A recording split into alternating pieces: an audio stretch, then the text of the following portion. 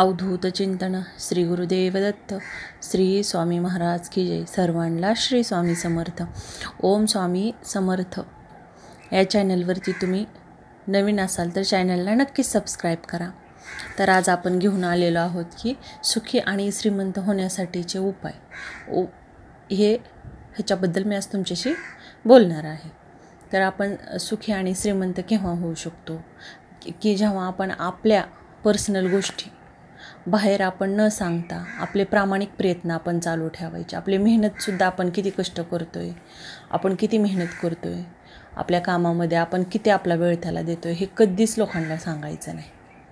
किंवा आपल्याकडं किती पैसा आहे हे पण आपण जास्त शेअर करायचं नाही. तुमच्या ठराविक लोकांशी तुम्ही बोलू शकता, पण बाहेरचे समजा शेजारचे किंवा लांबचे नातेवाईक असतात, काही कुचकी लोक असतात, त्या लोकांशी तुम्ही शेअर करायचं नाही. का तर त्याला ना तुमची नजर, त्यांची तुम्हाला नजर लागते की हा का ह्याच्याकडे एवढं आहे का, मग ह्याने कुठल्या मार्गाने कमावलं आहे, मग ते नाही का फाटे फोडायला चालू करतात तुमच्या आयुष्याबद्दल.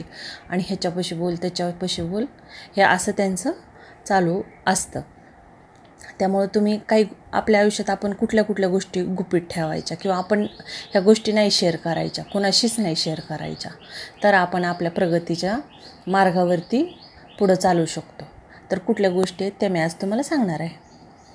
तर श्रीमंत धनवान होण्यासाठी आपण आपलं धन आहे किंवा आपली किती प्रॉपर्टी आहे, आपण किती घर घेतलं आहे किंवा आपल्यावर लोन किती आहे, आपली शेती किती आहे, आपला बँक बॅलन्स किती आहे, आपलं सोनं किती आहे, आपण किती तोळं सोनं घेतलं आहे, किती खरेदी केली आहे, ह्या गोष्टी एकदम गुपित ठेवायच्या. ज्याला तुम्ही कधी घातलं वगैरे तर समजणारच आहे, पण विचारल्यावर पण जास्त स्पष्टीकरण देत बसायचं नाही. ठीक आहे म्हणायचं, हसून काही गोष्टी सोडून द्यायच्या. आणि आपल्या घरातली चर्चा, समजा आपल्या मुलाचं काय होतं किंवा आपली मुलं अभ्यास करत नाहीत त्यामुळे आपली चिडचिड होते, किंवा नवऱ्याचं ना आपलं भांडण होतं, सासू सासऱ्याचं आपलं जमत नाही जास्त, किंवा आपल्या दिरांबरोबर, बहिणीन आईबरोबर, म्हणजे असे प्रत्येक नात्यामध्ये असं होतंच की भांडणं वगैरे होतात कधी, पण ते तेवढ्या पुरत्या असतात. त्यामुळे ह्या गोष्टी आपण बाहेर जास्त नाही लोकांना सांगायच्या. का तर लोक आपण जेव्हा सांगतो तेव्हा मग ते आपले पण कान भरायला सुरू करतात की नाही का, मग हे अशीच आहे तुझ्या घरातली, हे तशीच आहे, तुलाच असं करतात. मग आपल्या डोक्यात अजून त्या लोकांविषयी निगेटिव्ह भावना निर्माण होते. त्यामुळे आपण शक्यतो ह्या गोष्टी जास्त बाहेर नाही सांगायच्या. आपल्या पण आयुष्यात एखादी जवळची व्यक्ती असेल ना, तिथे तुम्ही नक्कीच शेअर करा, पण प्रत्येकाला त्या गोष्टींची चर्चा करत बसायचं नाही. का तर आपल्या पाठीमागं पण ते लोक चर्चा करतात, काही बाई ह्यांना नातं सांभाळता येत नाही म्हणे, मग आपल्याला पण नावं ठेवणार. आणि आपल्या जो असतात बहिणी वगैरे किंवा आपले दीर म्हणा, सासू सासरे, नवरा बाई, आपली मुलं, ह्यांना पण ते लोक नावं ठेवतात. त्यामुळे जास्त आपल्या घरातल्या गोष्टींना बाहेर नाही पडू द्यायचा. आणि नंतरची कुठली गोष्ट आहे माहिती आहे का, गुरुमंत्र. आपण कुठल्या मंत्राचं नामस्मरण करतो, श्री स्वामी समर्थ करतो, कधी ओम स्वामी समर्थ करतो, किंवा आपण ओम नमः शिवाय म्हणतो. आपल्या प्रत्येकाचा असा एक गुरुमंत्र असतो. तर तो गुरुमंत्र आपण कोणाशी जास्त शेअर करायचा नाही, तो आपल्या मनामध्येच ठेवायचा.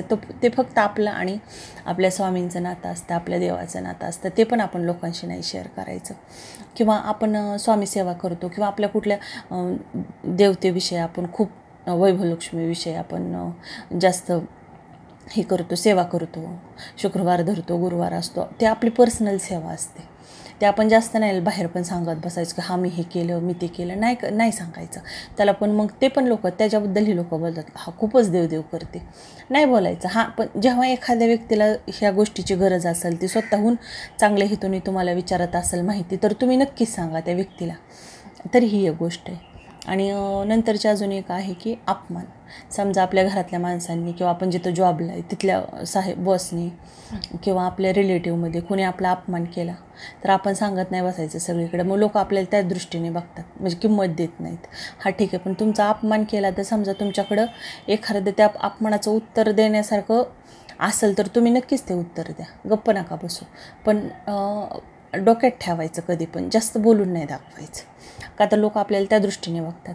आणि नंतरची एक गोष्ट आहे ती औषधे, आजारपण. आता समजा शुगर असते, BP असतो, म्हणजे प्रत्येकाला काही ना काही प्रॉब्लेम असतात, तर ते ना आपण जास्त सांगत नाही बसायचं. मग ते बोलताना आपल्याबद्दल हेच बोलतात, बाई सारखीच आजारी असते, हिला खूप औषधं गोळ्या लागतात, नाही का. मग ती एनर्जी आपल्याकडे येते की नाही का, आपल्याला तेच देतं ब्रह्मांड की खूप आजारपण त्यामुळे हे गोष्टी पण आपण नाही सांगायचं. आणि नंतरची गोष्ट आहे गुप्त दान. आपण जे दान करतो किंवा कुणाला मदत करतो गरजू व्यक्तींना, आपण ते गुप्त ठेवायचं. आपण ते नाही सांगत बसायचं मी हे केलं किंवा मी ह्या मंदिरात हे दान केलं किंवा कुणाला एखाद्या गरिबांना तुम्ही दान केलं, ते पण नाही सांगायचं. का तर तुम्ही जेव्हा हे दान करता आणि तुम्ही सांगता मी केलं, तेव्हा त्या केलेल्याचा काहीच तुम्हाला लाभ होत नाही किंवा तुम्हाला काहीच पुण्यप्राप्ती होत नाही. त्यामुळं हे एक लक्षात ठेवायचं. त्यामुळे ह्या गोष्टी तुम्ही ठराविक गोष्टी जर तुमच्या आयुष्यात ह्याचा वापर केला तर बघा खूपच नक्कीच तुम्हाला फरक जाणवेल. सर्वांना ही माहिती आवडली असेल तर लाईक करा, चॅनलला सबस्क्राईब करा. सर्वांना श्री स्वामी समर्थ.